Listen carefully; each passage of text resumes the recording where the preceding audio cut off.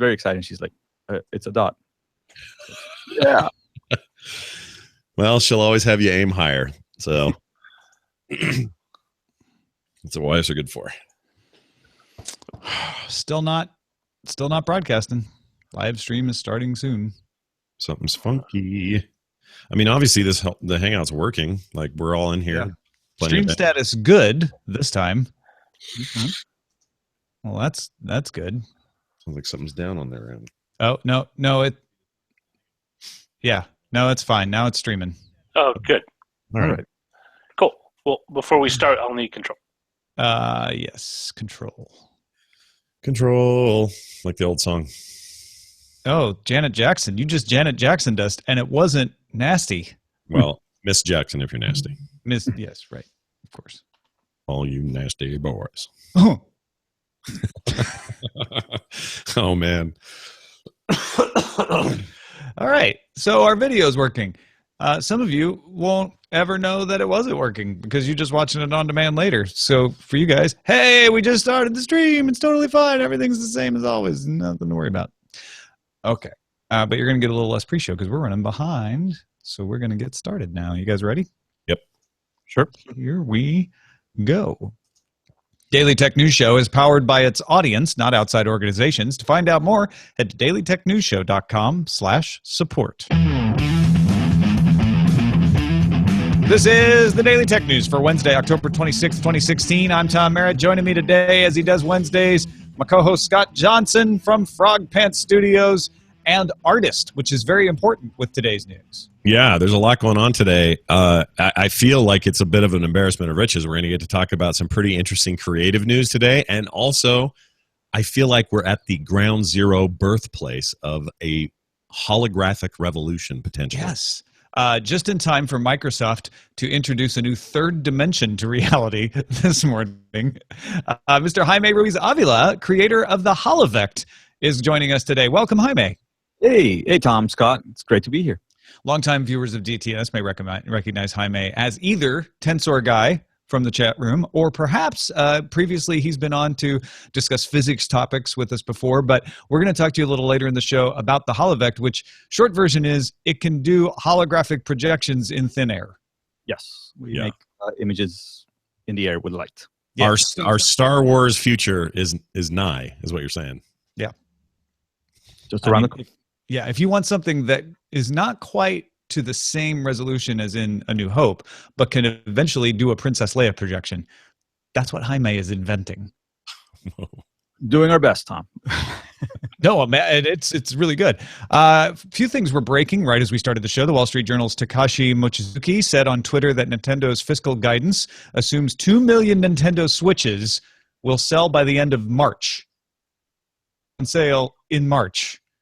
Think they can do it, Scott?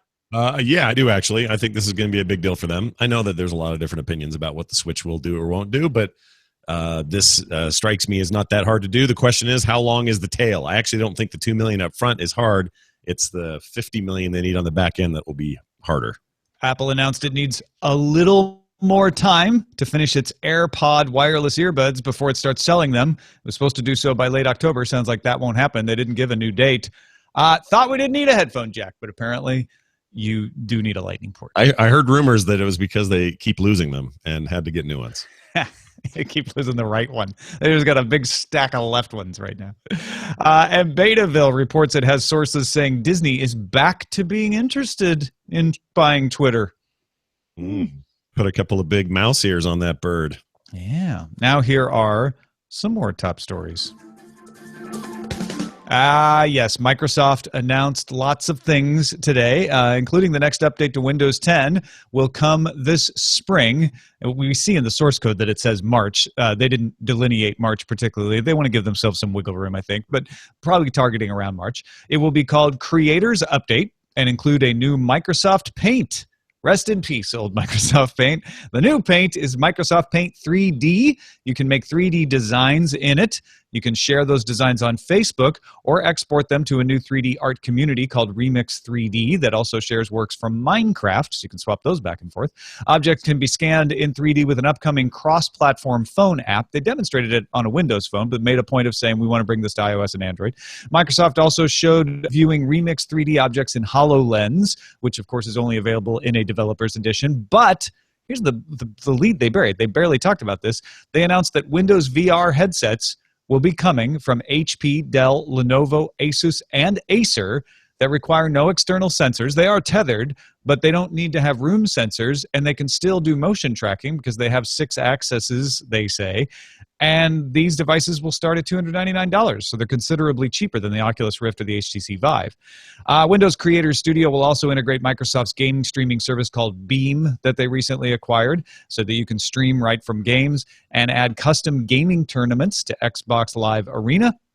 Also implementing proper Dolby Atmos support. Finally, Windows 10 will have a new messaging feature that combines Skype, Mail, and other apps into a pop-up panel in the Windows taskbar and allow documents to be dragged to a contact there, so you don't have to attach them. You can just send them the doc. And it can also receive SMS messages sent to Android phones. Yeah, lots to process in there. Yeah, and the update in general just obviously very tailored to I don't know. It feels like a broad range of everyone from creators to gamers. This doesn't feel like very much of a technical update, even though a lot of these things are obviously highly technical. I do think it's interesting that Remix 3D, that art community, and also Paint being able to export 3D designs and then keep them in the cloud, and people can download them and use them and so on. Feels like SketchUp again. Like that's really what that is. That may be wonderful actually, because SketchUp support has been sketchy in the last couple of years. And well, they gave a shout out to SketchUp in the announcement and said that the SketchUp service will also work with this Remix 3D library. Oh, I missed that part. That's amazing then. Yeah. That's really, really cool. So yeah, overall, I'm super super interested in almost everything they announced. I think it's once again a sign that Microsoft is, I don't know, they're just turning the ship ever slowly, but turning that ship nonetheless and aiming it at a very different demographic these days, and I like it. They're really focusing on creators, obviously by naming it Creator Studio, but they talked a lot about artists and drawing and modeling and this and that. And Jaime, that's got to be of interest to you as somebody who's creating a display meant to display things in 3D. Absolutely. I think what they're doing is populating a HoloLens environment. They want people to make as much stuff for their device as possible. And it is really interesting, and it's also encouraging for, I think, all the efforts, VR and holographic in general. Don't you, Jaime, I got a question for you. Don't you feel like it has been in the past primarily the purview of Apple to be the great savior of the creators? The creators go there first for their art and their drawing and their film editing. And in the last few years, as Apple has become way more consumer focused and less focused on its pro and creative community, which, you know, they're going where the money is.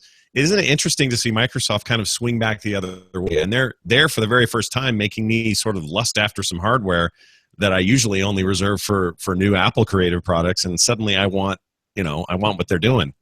Absolutely. I think they have made a decision. They have decided that this interactive mixed reality 3D object holographic world is coming, and they want to be there. And it is very encouraging. It feels like some of the very early Microsoft stuff where they would bring in a tablet and push in that direction, and they haven't done that for a while. And in that sense, yes, they are taking the place of Apple in recent memory. I'm very excited. I think it's great. What else did they announce, Scott? Oh, you know what? I'm going to tell you something else they announced, Tom. I'm just so excited. It was hard for me to remember. I had to read next. Hey, check this out. Microsoft also announced the Surface Book i7. As the name implies, it has an Intel i7 processor, double the graphics performance of the previous Surface Book, and now promises 16 hours of battery life. That very specifically addresses a big battery problem that the previous model had. The Surface Book is up for pre-order from Microsoft.com and ships in November for $2,399. That battery life thing was a big hang-up for a lot of people. My brother-in-law owns that book. I have it too.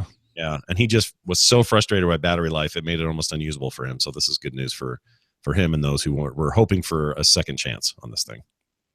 Also, T-Mobile posted an update to its listing for the Alcatel Idol 4S. That went on sale back in July, bundled with the Gear VR. Now it's coming soon, bundled with Windows VR. So that'll be interesting to see what that ends up with. And finally, Microsoft announced the Surface Studio, an all-in-one desktop. It has a 28-inch, 192 per inch Pixel Sense touchscreen that is 12.5 millimeters thick.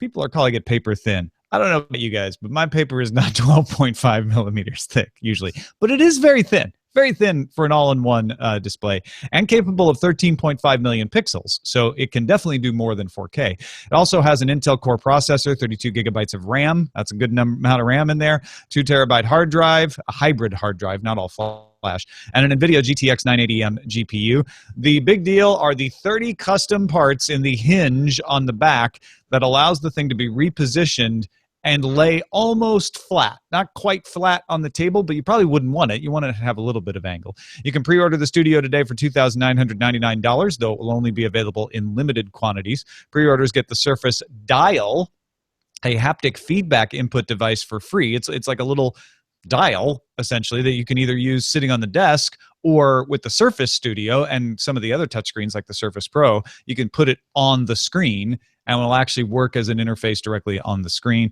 So you get that free if you pre-order. If you don't get it free or you want to buy it for one of the other Surface tablets, you can get it November 10th for $99.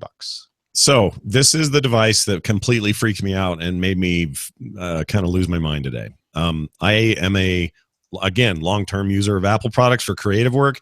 I have a big Wacom tablet right here that costs the same amount of money as this complete setup, except it is only a display. It's a nice pressure-sensitive, pen display, but nonetheless a display that needs a computer to run it. This is a shot directly over the bow of what Wacom does. This is also a shot directly over the bow of what Apple has traditionally been known for, which is, again, catering to that creative space. And I cannot emphasize this enough, how this feels to have them focusing on people like me and creators out there. And not just because they want to, and I agree with Jaime about populating sort of the HoloLens world with lots of content. I think that makes good sense for them. But I think it's bigger than that, because we're talking about 2D artists and 3D artists and filmmakers and audio engineers, and everybody who does creative work and content are going to be looking at this thing and being interested in it. And Apple, out of the Steve Jobs era, has gotten away from that in such a powerful way. It used to be they were the ones that would say, yo, the world likes to make things. We're going to let you make them and print them and see them in full graphical beauty in 1984 on a screen. These things were unheard of at the time. Like that's the ground they were breaking. And since then, they've just gotten away from it. So this is a real chance for them. And it's actually kind of crazy for me to say this in one announcement, but I feel like out of all the things they've released over the last couple of years, all the Surface Pros, everything else, this one seems like, oh, they're actually really committed to this. This is a really nice piece of hardware with like a good shelf life, and it looks like a quality device. Now, the only concern I have was when they start saying things like limited quantities. I don't know if that means this is a test. They're not going to do it, have revisions. It's obviously a big solid state piece of hardware. You're not going to be doing upgrades on it. It sounds to me like they really shouldn't release this till after the first of the year, but they wanted to hit the holiday season. That. I am very, very interested though. Am I ready to plunk down a pre-order for $3,000? I don't know yet, but all of my creative stuff is going off with this. I need reviews though. I need to know how's the stylus on that size. They gave up the Wacom stylus a while ago. So what's the new digitizer that Microsoft has proprietary in there? What's that like? There's still a lot of questions, but just as a general overall feeling takeaway about this specific device in today's announcements, they seem to care that there are a bunch of us still trying to make things on the internet or otherwise, and we need the tools to do it. I would say that Apple still wants you to think of them as artistic, but you're right that most of that pitch is around photos. Yep. They're always talking about photos. And if it's about video editing, it's home video editing, not professional video editing. So it's not just that it's not that Apple has abandoned creators, it's that Apple has pivoted towards consumers versus professional creators.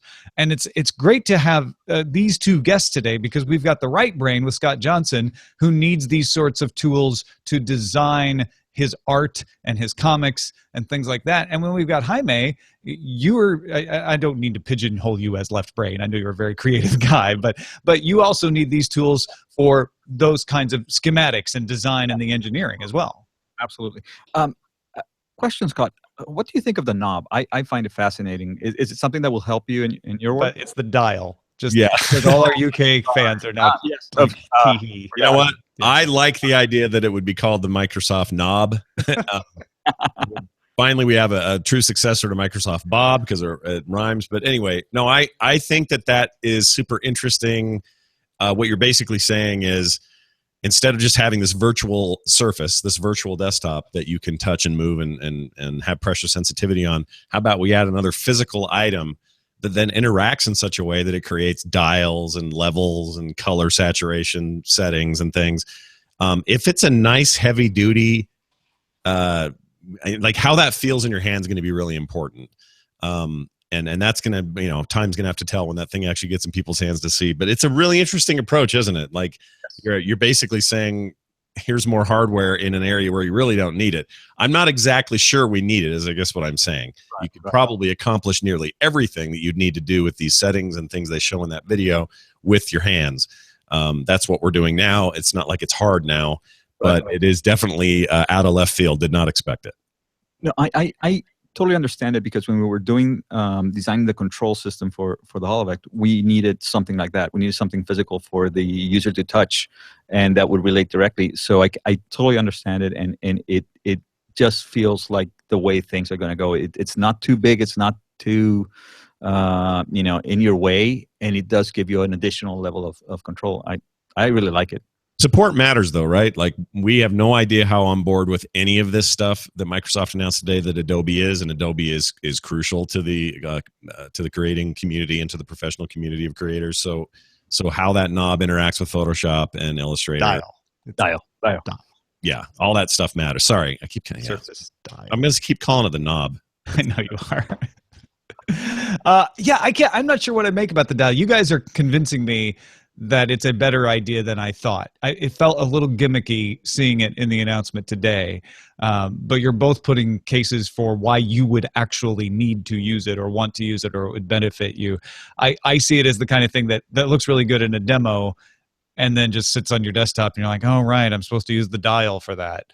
Right. But it sounds like you guys are more positive about it. Well, like my Wacom right now has built-in buttons where I can say I need to switch from brush to eraser or to a panning tool or a zoom tool or something. And so they're like quick shortcuts. What this would probably do for me is provide a movable, meaning I can kind of have it anywhere I want to, wherever it's comfortable, place to create such things as I need to scale my brushes up and down on the fly, or I need to change the opacity of this particular color or layer in Photoshop on the fly. So I can see actual use cases for it. The bigger question is how quickly can I make that thing go from being how big my brush is to how much that opacity is.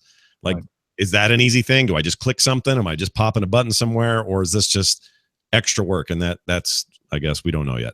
Where I see the utility of it is definitely in 3D, because you have if you're right-handed like me, you have your right hand on the mouse, and you're turning the object around with your left hand in the dial. So if you're going to do some detail in the back of an apple or whatever, and then move around, I can see how it can help, especially in that 3D space that they kept mentioning again and again.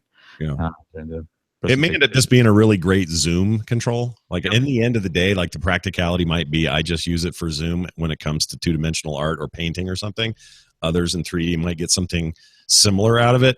And that's even okay, especially if it comes with a pre-order. So I don't think the people that are willing to plunk down early for this should be too concerned. They're going to get to try it out essentially for free and let the rest of us know what they think. Now, the one last thing I want to mention before we move on to the non-Microsoft stories today, Troy, who is in our analysts level Slack for patrons at the analyst level, was saying he thought this was way too expensive. And one of the problems he had was they kept saying Windows 10 Creators Edition. It's not Creators Edition. What is it? It's I keep getting it wrong. Creators Update is for everyone, but then the piece of hardware that takes the best advantage of it is $2,999. He's like, that is not a price that is available for everyone. And my first reaction was like, well, yeah, but Windows is for all the machines. And the creators, the Surface Studio is like their top of the line. So, of course, it's going to be more expensive. And in talking to him about it, I realized we were coming at it 2 different ways. I'm coming at it as here are 3 separate announcements. He's looking at it the way you look at an Apple announcement and of late a Google announcement with Pixel, that this is the company saying, here is our vertical product line. We make the software and the hardware and it all works together. And in that respect, they really didn't do anything that said the creator's update is going to be just as useful on your old laptop that you have right now with Windows 10 as it will be on this very expensive studio machine. Yeah, that's a good point. It's an important distinction. But also, this is the way this stuff goes. Like, I have currently an Apple Mac Pro, the ones that all look like a little cylinder, the cylinder style, the most recent one. And that is an expensive machine that I had to make a very hard business decision about. But it gave me more of what I needed for what I do than any other option at the time. And we're looking for stuff that lasts longer. We're looking for things that will carry us into the future a little bit. And some might say, well, this is really locking you in because like an iMac, for example, it's all self-contained, very hard to upgrade. When the new one comes out, it's like throw away the old one and get the new one. And so I understand all of those misgivings. But we're talking about people who are looking for the best possible tool for their output. And this is the first time Microsoft has got me to the edge of thinking they may have the tool I want right now for what I need to do. And that hasn't happened in I can't tell you how long. Yeah. Also, just to give a quick comparison, you're going to pay the same price, $3,000 plus, for a Wacom that is nothing but a display that has the touch sensitivity and the pen and no other functionality. This is a fully functional computer in every sense. It will even be a pretty decent gaming machine, by the way, by the looks of these specs. Not top end, but Well, yeah. I mean, it's got the NVIDIA mobile processor in it. Not the. I mean, again, I know it seems like it's still $3,000. Yes, but that I'm not saying that they're just taking advantage of the creator community, but they expect to pay a premium for the best tools. And Chimera points out another question I've seen other people asking as well. Why isn't there a $1,500 monitor version of this? I can see them not wanting to announce that on today and just shine the light on Studio, but that would be an interesting thing for them to offer down the road. Yeah, sure. In fact, the only thing that bugs me about this, and maybe that will answer that. Maybe one day we get a Surface monitor that is this 28-inch monitor that has the same layback functionality. Yeah. With the pressure sensitive touchscreen, which seems like they're going that way across the board, and turn existing PCs essentially into the creative studio. And what you've got is the only difference being you don't have the little middle computer part there that's apparently housing all your hardware, and instead you're using your existing top-end PC. That would be awesome. And, somewhere in the $1,500 range would be a real sweet spot for me and I think a lot of people. Yeah. At a Wall Street Journal event, speaking of non-Microsoft news, AT&T CEO Randall Stephenson, said the internet-only DirecTV Now service will cost $35 a month and include more than 100 channels. They'll come from Time Warner, NBC Universal, Fox, and Disney, and a bunch more. Stephenson said the service will be available by the end of November. It's Randall Stevenson. Is it just Stevenson? It's just Stevenson. Yeah. I never see it spelled that way with a PH. That seems expensive, or basically just like getting cable. Why would I get that? $35 a month for 100 channels? No, the price is okay, but let me make this clear. The reason I got into the unplugging game was not. Just to be clear, $2,900. No sweat off Scott's back, but $35.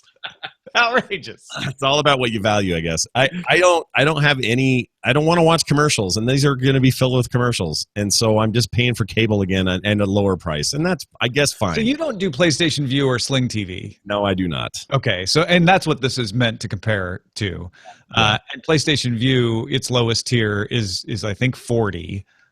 So it's just slightly above, and it doesn't quite have the number of channels he's promising. The other thing is, though, we really don't know what this thing's going to look like. What is the on-demand going to be like? Will it have a cloud DVR like PlayStation View, which is one of the things I love about it? So many questions with Randall Stevenson just kind of throwing out there, by the way, I know you're all concerned about us buying Time Warner, but let me distract you by saying way before that merger happens, we're going to have our over-the-top service available. Yeah. They also seem to be integrating vertically totally. They're going to own a lot of the internet everywhere now, more than they do now, and they're going to say, well, you're cutting the cord here. Cut the cord with us. Stay in the family. Keep paying us. 35 Yeah, bucks. and even before AT&T owned DirecTV, DirecTV was very aggressive in providing live video over the internet for its satellite subscribers. Now, that wasn't available if you didn't get the satellite, but I remember when I had DirecTV, their iPad app was very good. You could get a lot of live channels. You could get a lot of on-demand channels. So I would expect that this will be a pretty compelling offer. What will be available at $35 a month, though, is going to be interesting. My guess is it's going to be $35 a month gets you this basis, but there's going to be a lot of upselling and definitely a lot of bundling upselling. Business Insider was saying they're going to zero rate it if you're an AT&T wireless subscriber. I have not found any confirmation of that from AT&T. Stevenson didn't actually say that, so that remains to be seen. But I bet you they'll give you discounts on this service if you buy one of AT&T's other services. Yeah. Also, 100 channels of what? I need more details. I understand Time Warner, NBC, Universal, Fox, and all that, but that's part of my problem. Is it's 1,000 channels? Well, in this case, 100 channels of 4 that I want, 2 that I might want, and a bunch of shows that I can't get because it's not HBO or whatever. So I don't know. $35 is a good price. Don't get me wrong. This would have been way better 6-7 years ago when I was trying to make a decision. I would have done this as my little half step. And by the way, W. Scottus 1 says the PlayStation Vue Access Slim package is $30 a month right now. I don't know if that's an introductory offer, but it's cheaper than what AT&T is giving you. So yeah, with commercials. All right, let's talk about this. Speaking of ISPs, Alphabet, which owns Google and owns other companies that it has created. It's so confusing for people right now. Alphabet has a company called Access, and here's where it gets even extra confusing. Access is the company that operates Google Fiber. They get to call it Google Fiber even though it's not part of Google. Anyway, Alphabet's Access division is laying off or reassigning about 9% of its staff related to a pause in 10 cities where it has yet to fully commit to a fiber rollout. So this is causing a lot of misunderstandings out there. Cities that already have Google Fiber won't lose it. So if you're in Atlanta, Austin, Charlotte, Kansas City, Nashville, Provo, Salt Lake, or the Research Triangle in North Carolina, they're not stopping your Google Fiber. You're still going to have it. Cities where Google is publicly committed to rolling it out will still get it. So even if they haven't started rolling it out, if they've started the process with the city, they're not going to back out. So Huntsville, Alabama, still going to get it. Bill, you're going to be fine. Irvine, California, San Antonio, even Louisville, where they're getting sued, they're still planning to roll it out. Places where they hadn't actually committed are what they are pausing. And don't forget, they just bought a wireless service called WebPass that does wireless broadband. Those cities are in San Francisco, Oakland, Chicago, San Diego, Boston, and Miami. Of those wireless WebPass markets, Chicago and San Diego have been removed entirely from the upcoming list for Google Fiber. So it looks like they're going to focus on WebPass there. San Francisco has been switched from a Google Fiber deployment to a wireless deployment. So it looks like Alphabet is saying we're committed to expanding that WebPass offering or something like it in San Francisco. That leaves Dallas, Jacksonville, Florida, Los Angeles, Oklahoma City, Phoenix, Portland, San Jose, and Tampa in limbo for now. They're on pause for Google Fiber, and we don't know if they'll resume with installing Google Fiber or whether they're going to switch to WebPass or they're going to back out. Now, everybody's taking this as, hey, they're laying people off. That means they're going to back out. They're laying people off related to rolling out Google Fiber in these markets because they bought WebPass. My guess is what they're looking at is we should just use the WebPass staff because that's less intensive to roll wireless broadband out in these cities instead of going to this trouble of laying fiber, which isn't meeting our subscriber targets. Yeah, it's also important to note they didn't talk anything about where they are with existing installations. So, for example, in Salt Lake City, which is where they have Google Fiber now, it ends about 5 miles north of me, which is a super bummer for me. But now I wonder, does this mean that's on pause because their statement? No, that's not part of this announcement anyway. They're not pausing the rollout in any of the cities where it's being rolled out. Good, they were actually very clear about that. Like, this doesn't mean we're pulling out of the cities where we already are rolling it out. They're going to continue, even in places that don't have anything, like Huntsville, they're going to keep rolling it out. My guess is you might have a different announcement coming down the road, but this announcement doesn't say we're stopping in Salt Lake. All right. Well, then good, because my selfish needs are met. Yeah, well, they will be, hopefully. I'm in the paused city, Scott, here in LA. You guys in Austin, Jaime, Salt Lake, you guys are fine. Yeah. In fact, Austin, you guys are all good. You were first, or I guess Provo was first, then you guys, and then us. We got Kansas all City the was the megabytes. very first, Yeah. Well, who knows? Time will tell. Flashpoint, a risk assessment company, published preliminary analysis indicating Friday denial of service attacks were not the work of state actors. And for those who wonder what that is, no, it is not a local community theater. We're talking about like governments and stuff. Flashpoint's Allison Nixon, John Costello, and Zach Wickholm said this: the targeting of video game company aligns more with the hackers that frequent online hacking forums, unquote. In other words, script kiddies. The attack also does not seem to be financially or politically motivated. Mikko Hyppinen, I think is how you say his name, chief research officer at F-Secure, agreed, telling TechCrunch, quote, "It was such an untargeted attack, it's hard to find a good motive for it, so kids," unquote. Yeah. People who, and maybe kids, but people who just wanted to show what they could do, to try things out. It's the grand tradition of hackers, whether even when they're not malicious, can mess stuff up because they want to see what happens, because it's possible to do it. So we always like, when I say we, I mean people in general, often like to jump to conclusions that, oh, it's Russia, oh, it's China.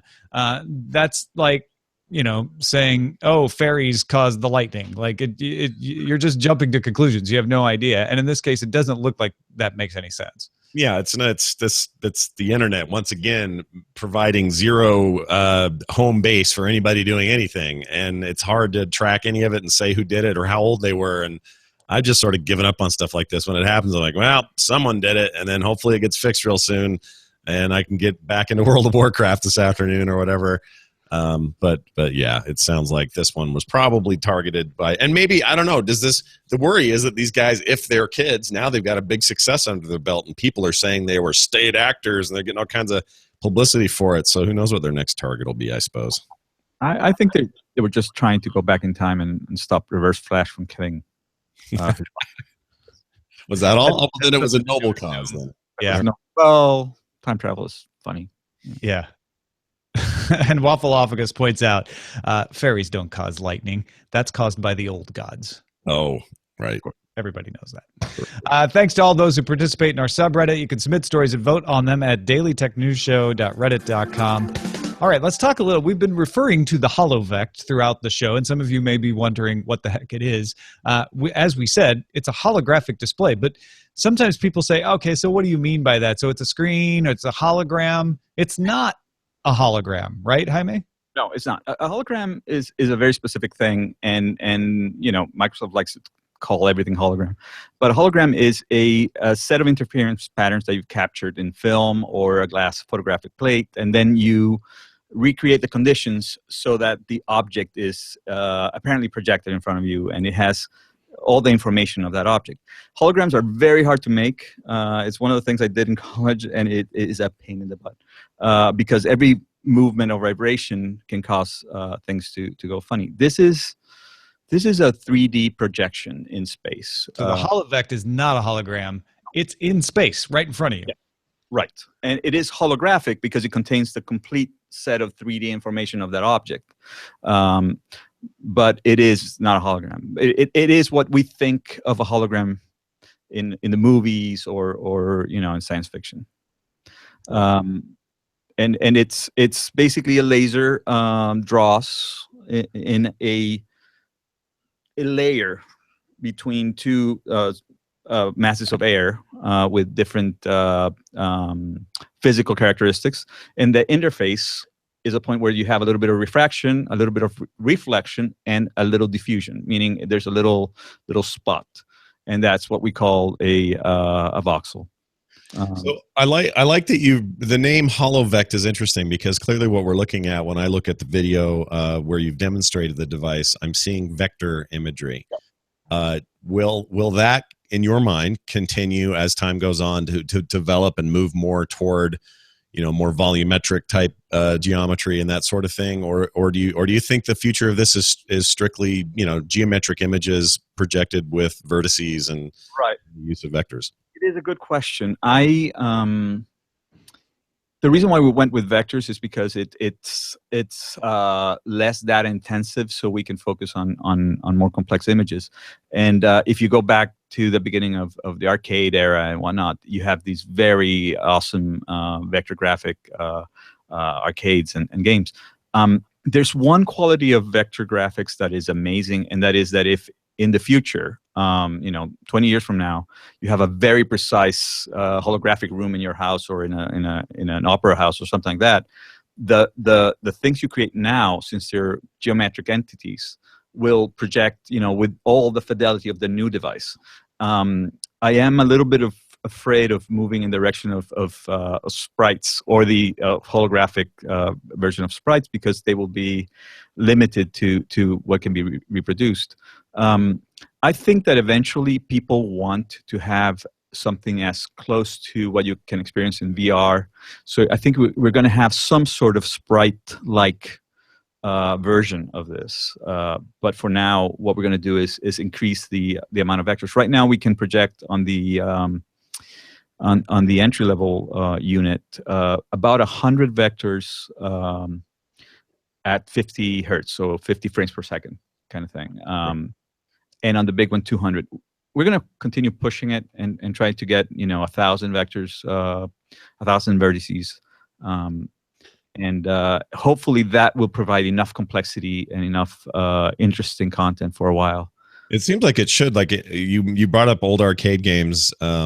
Those games were huge for me. I played Battlezone to death, and one of the things I've noticed about games like Battlezone or others that were in that style, or even the Vectrex home system that came out and you had all those vector cartridge games, vectors tend to hold up over time, whereas there may be a current love affair with sort of the 8-bit era and reproducing that in modern independent games, but the vector stuff holds up, and in many ways Tron's imagery holds up. Well, why? Because they were simple vectors, or in some cases polygonal, but they were simple vectors filled in with shaded polygons. And there's a sort of it can sort of withstand the test of time. It doesn't end up looking aged. It still seems very high tech and cool. So it seems to me, by tying your wagon to that concept of more and more vectors to sort of fill out the images and create better images, is the right way to go. Did that always sort of seem like the smart move from the beginning? A little bit, because again, you can have a computer do the amount of data is very little, so you can do very fast. This is about basically you want to draw the equivalent of 100 480 1080p screens, one in front of the other, and so you want that to happen very quickly. But again, I think that as you go forward, there is an aesthetic that is interesting. There is a longevity to the creations that I think is appealing. And most likely, what's going to happen is that you're going to have kind of like a rastered image filled in with just as many vectors as possible to provide some depth. There's some interesting artistic challenges though, and we've met with. The goal, for example, for most people interested in holography and is a Princess Leia type hologram. And the most interesting thing is that Princess Leia is not a hologram. She's a picture of a black and white TV. Oh shoot! Something happened. I'm sorry. Yeah, and so we have to decide what we're going to show and what we're not going to show. You can't see the back of her head, for example, when we do that, because it gets confusing. So we have to invent basically a new language that has only been foreseen by movies and science fiction, but hasn't been fully realized. So I think and just rewinding a little bit, when you're projecting these vectors, yep. What are you projecting them on? Okay. The best way of explaining, have you ever had a very warm cup of coffee in cold air? You will see that there's like a blurring.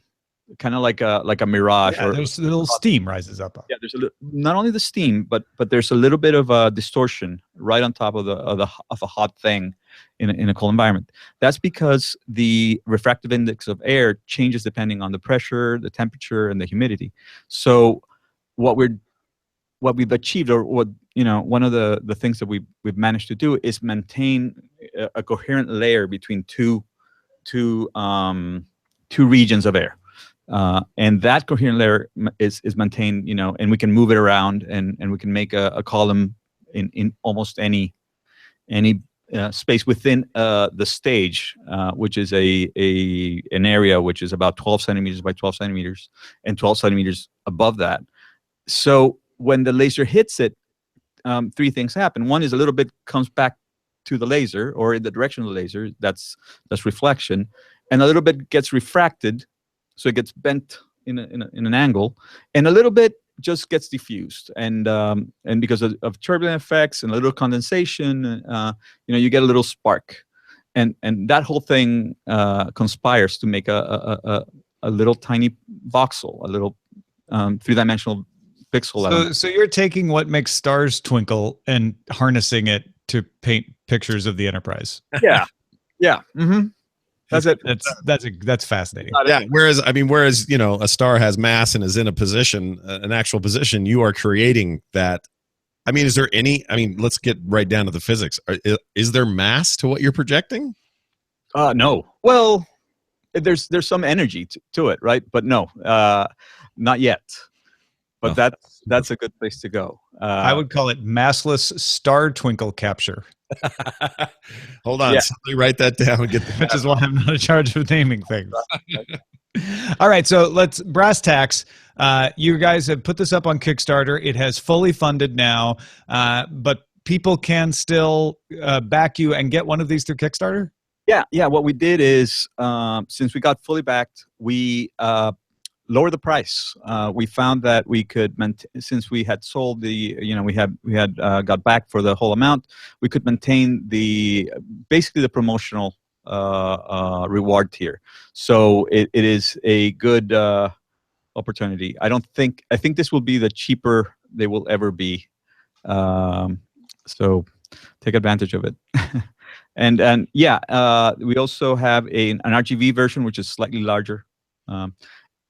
We worked really, really hard in making it easy for you to create. For example, what you have on the screen right now is a Plotly screenshot, and you just make them. You just start with a coordinate spot, and then you start moving them around.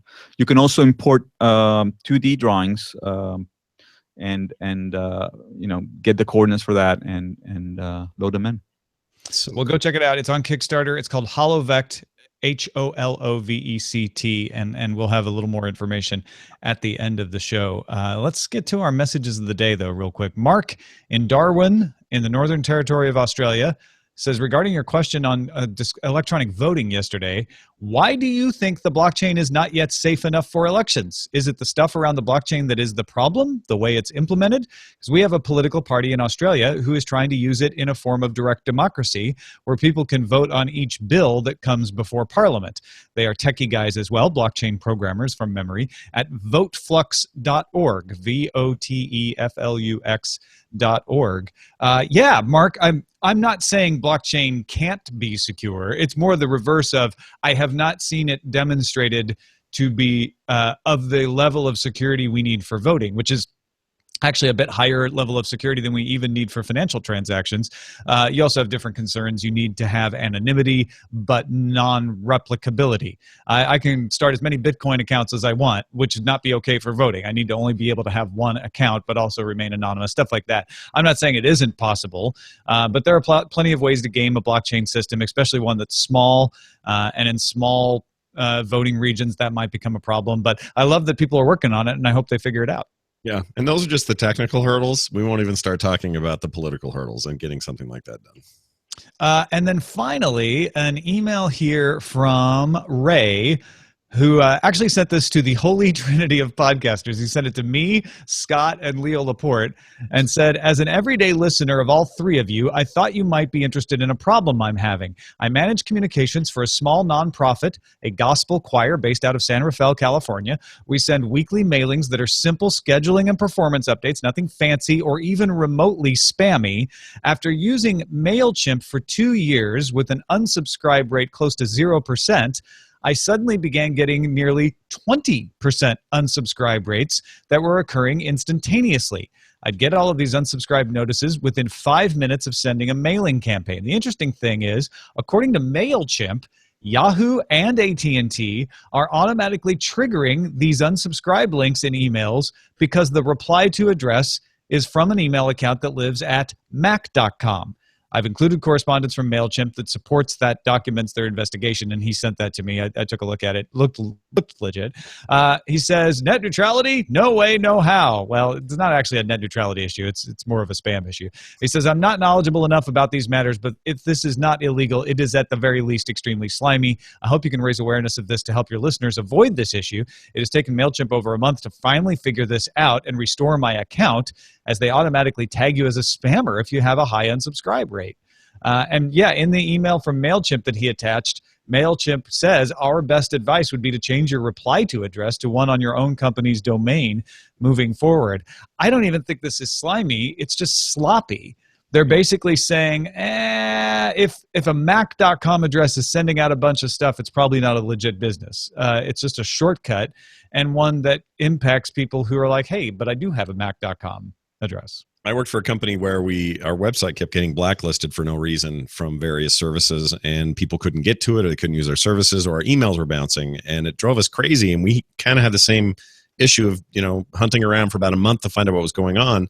And what it was is the web host we use, which I won't mention the name just to keep things uncomplicated, was housed, or at one point had a major spam attack that happened from within their servers, from one of their subscribers, somebody who owned a domain there.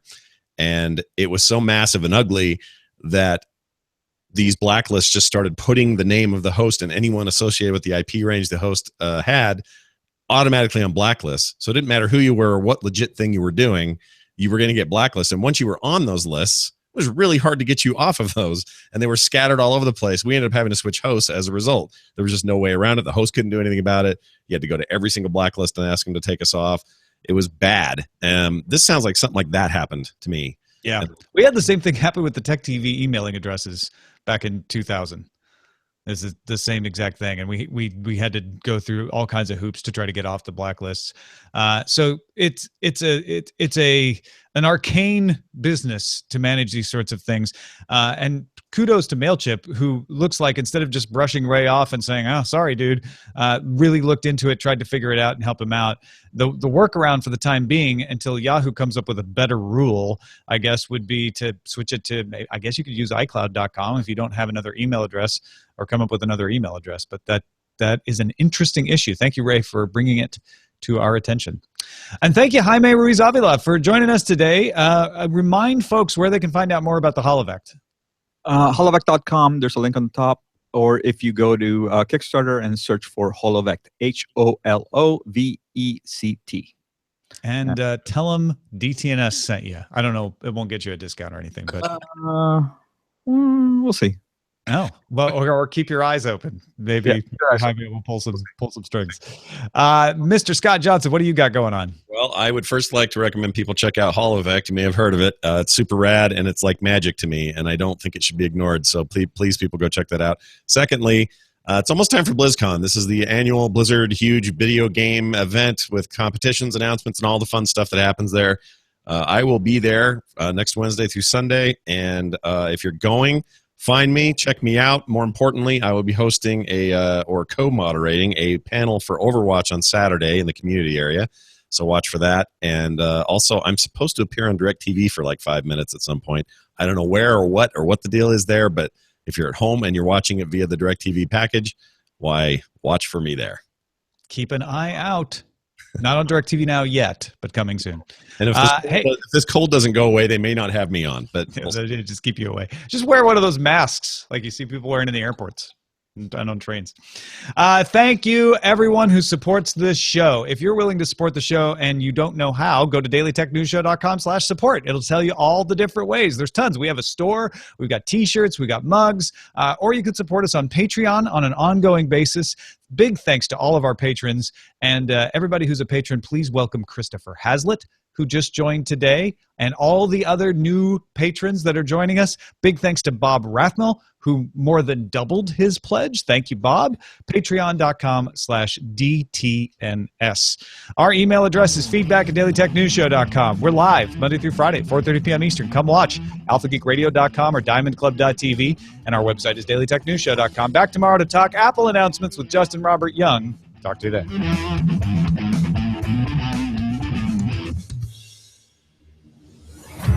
This show is part of the Frog Pants Network. Get more at frogpants.com. Diamond Club hopes you have enjoyed this program. Nice. Well done. Fun. Good show, you guys. Sorry you're not feeling good, Scott. It just won't leave. I'm like day 9 now or something. Yeah, you're just done with it. I'm sure. It's one of those things, but I'm okay. I'm You're sure. a trooper. I'm sure I'll be fine next week, and my white count will be high. I'll be like at top. I won't Let's catch. not bring that into it. Yeah, I don't think it works that way, but that's one of the story I'm going with. Showbot titles. Yes, please. We got Help Me Holovect. You're my only hope. SketchUp is very sketchy. I ain't no Holla-Gram girl. Microsoft adds a third dimension. Dial the knob. It's a dial U knob, a variation. There's a lot of polish on Microsoft's knob. It's a little lewd, I think. Microsoft's all about the tools, dials, and knobs. People really focused in on the knob, the dials. Massless Star Twinkle Capture. MS Screams creators. Microsoft Paint in 3D. State-sponsored lulls. You got to which one I respect actually like. I like Microsoft dials in on creators. That's not bad. them. It's pretty good. Yeah. Any objections? No. Yeah. Although everybody wants Holovect because it's Diamond Club, and everybody wants Jaime to get in the headline. And I kind of do too. Well, then do How about is Help Me Microsoft Holovect. ready for Holovect? Can you use the knob with Knob. It's not a knob. Not using a single title that has knob in it. It's not a knob. It's a thing. It's not a knob. It's a nipple. Yeah, Maybe why that don't you is make that the title? It's the Microsoft nipple. Please. I was going to say, and I forgot because we moved on. Can you use the Microsoft dial with the Holovect? I guess you could because there's an 8086. And then create a 3D version of Tempest? It has a not a knob. It's got a dial already there for that purpose. Exactly. I want to port Tempest. I want to port Battlezone for sure. Mm. And maybe I don't know if you guys ever played the Star Trek Vector? Yes. Yeah, it was great. And the Star Wars one was great. Yeah. Star Wars. Yes. The Star Wars one. I don't know. You could play with that. Just a knob. I didn't hate any of them. They were all good. Battles, you do Asteroids. The original Asteroids is all vector. We have a version of Asteroids thought up where you're not actually just shooting them. You're navigating in the field. That's what we want to put together. That's so cool. You know what? It's winning. I'm going to go with I ain't no Holla-Gram girl. You got to go with the people, Tom. This is their election. No knobs, no dials. Just I'm putting a comma after Graham. I ain't no Holla-Gram girl. Knob. Oh. No. It's really interesting. What's happening to that word? It's getting thrown around so much. What dial? Yeah, dial. No, hologram. Yeah, because I mean, hologram is the plate, right? It refers to the usage of the plates. Yes. But And we then- think of it as the image that the plates cause. Right. Actually, we think of it as what we've seen on TV. Yeah. Which is better in some ways. It's just gonna be one of those things that usage is gonna make it true, and they'll be called holograms later. Yeah. This is the last hurrah of it's not a hologram. It's not a hologram. Not a hologram. But what'd you call it? I mean, It's a holographic projection. It's a holographic projection. of a- holography.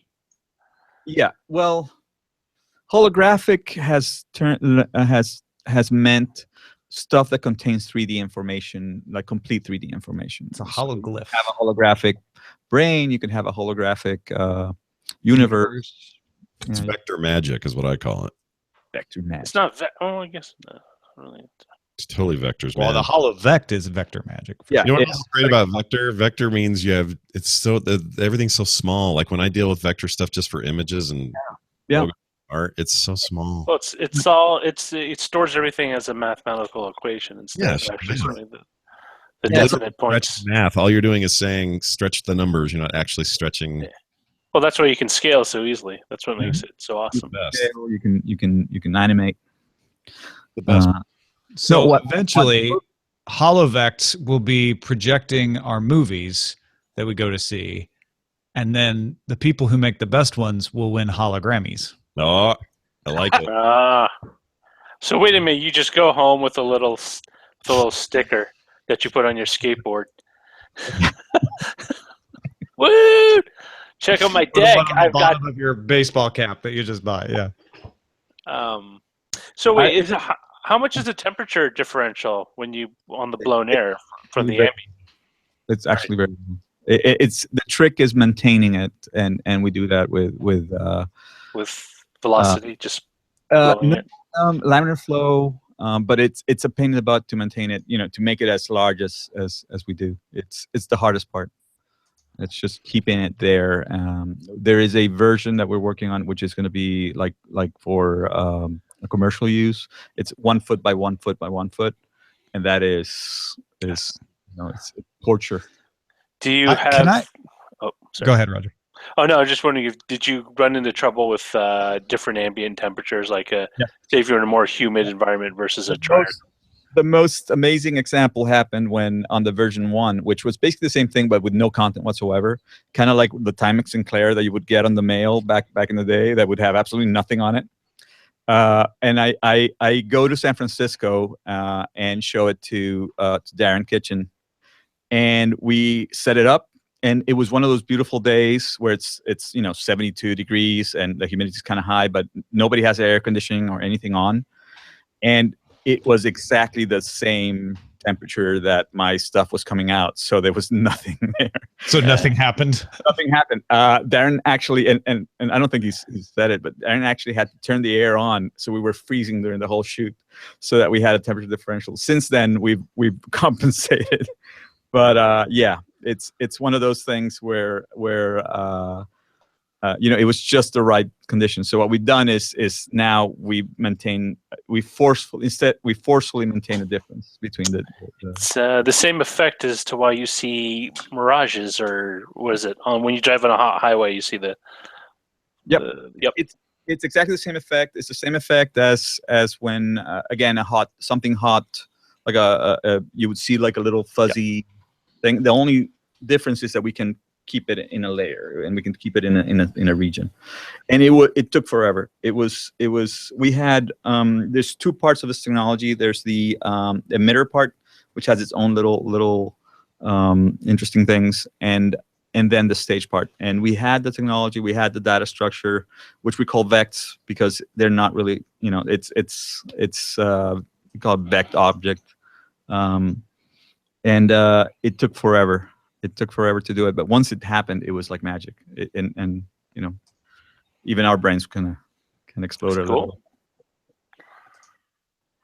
Yeah. So it won't work in a non-atmosphere environment. Nope. It won't work in space. I'm sorry. Yep. For now. So hold on a second. Can I say what this looked like the first time you showed it to me? Sure. Is that okay? Yeah. I think so. For the Yeah, go for it. Yeah. So Jaime brought his prototype. It was not the first one you developed, but it was very early on.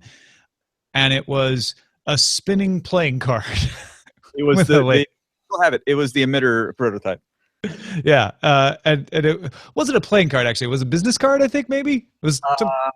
It was a piece of Coke Zero, I think, because it was the right shininess. Really? Of a can? No, like from. Oh, right. Okay. So it was a piece of a Coke Zero box spinning around to provide the palette for the emitter to paint on. And like the fact that, and then I remember at one point you brought a version where, I won't go into too much detail, but you could kind of see the strings a little bit. Yeah. And as far as like the vapor, and now it's magic. It's just light appears in the air in front of you. It's crazy. It's really interesting because you get used to it very quickly. It's magic for like maybe 20 minutes, and then you're like anything, right? And then it's just like, oh yeah, we've always been able to paint 3-dimensional Star Trek Enterprises in front of our faces. Oh, and it's kind of interesting and challenging to maintain the complexity down. Like for example, Scott sent me this, or I saw this beautiful fish, and I tried to make it, and it had all these intricate little feet and teeth and stuff. So it looks a little bit not as good as I would like it, but hopefully we'll work on it. It blows my mind. Well, oh, you know what I meant to ask on the show and I forgot to ask. So we talk about vector scaling easily. Yeah. How could this scale? Can you foresee this being like, okay, imagine a temperature controlled arena with 20,000 seats in it. Could you project something out in the middle of a basketball court that could be a big giant? I think so. There's two parts of this technology. One is the device, and one is the data structure and the math. Because the only way we can make this fast is has a lot of math. There's not a lot of calculations being done, in iterations. It's not a lot of cycles. We try to just math the crap out of this. So that part again will endure and will live on for later systems. So if at some point we're not doing just air, but we're actually levitating particles and spinning them around in particular fashion, we can still use the designs that we make now and just take it there. There are some to this particular technology. There's some limits. I think the limit's going to be like a human sized. I think beyond that, it gets very complicated, and you start because air currents is one of the most chaotic things in the world. And it's helping us because the little eddies and the little turbulent things and the little there's almost like a virtual particle environment where you have like little bits of condensation, and then it disappears, and that makes this beautiful sci-fi looking little bits of light. But I think there's a limit to that. However, the data structure, the whole system should be able to be managed. Should be able to grow and expand, because again, the basic data structure is geometry. It's point A over here and point D over here, and make a line, and then another one, and that should exist. It sounds so cool. Just imagine if you were at a Lakers game and they had a big 3D Lakers logo just rotating in space out on the court. The thing that came to me the second I saw that one little dot, and you have to understand that I was going mad to a certain extent, and things look like lines, and things look fuzzy, and there was all kinds of spinny things, and the second I got like that one dot, I'm like, okay, there's going to be all kinds of stuff made with this, signage, and I apologize to the world in advance, because I think this is going to be like a neon madness at some point, and then they're going to scale it back and do something else. That's so cool, man. It's an honor. I feel like we're at some weird ground floor thing, and you're going to like go on to make a huge splash with this, and we're all going to remember that humble time you were on DTNS with us that day. Remember when Jaime wasn't a jerk? He was really personable, and now he's just. We interviewed Jaime Ruiz Avila back in 2016. Now he's doing keynotes about flying to Mars. Yeah, I'm still in my basement doing a daily news show. No, guys, you have each inspired a lot and pushed me along, and I that's it would have not been possible without you guys and without chat room and the tadpole. They're the big authors of this feast. That's great. Chat realm. Super cool. Well, I can't wait to see a 3D rotating Henry. Henry. Yeah, we must obey him, especially the holographic version.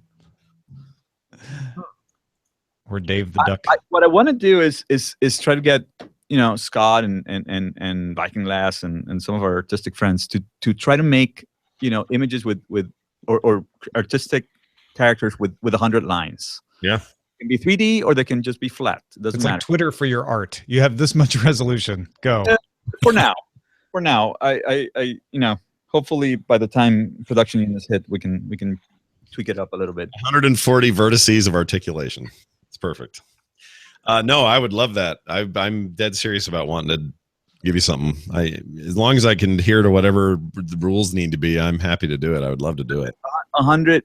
You can, like, for example, the fish was like 280, but what happens is it flickers, and when you see it, it's fine. But when you're trying to shoot it, you have a refresh rate issue. So 100 is like the best, and we can shoot it at 50 hertz, which is nice. It looks, your brain gets confused and actually thinks it's a thing.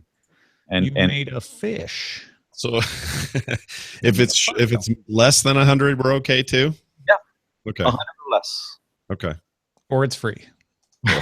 And it can be 3D, and you can just tell me, move this corner out, or it can be flat, and we'll spin it and move it around. Okay, I'm on it.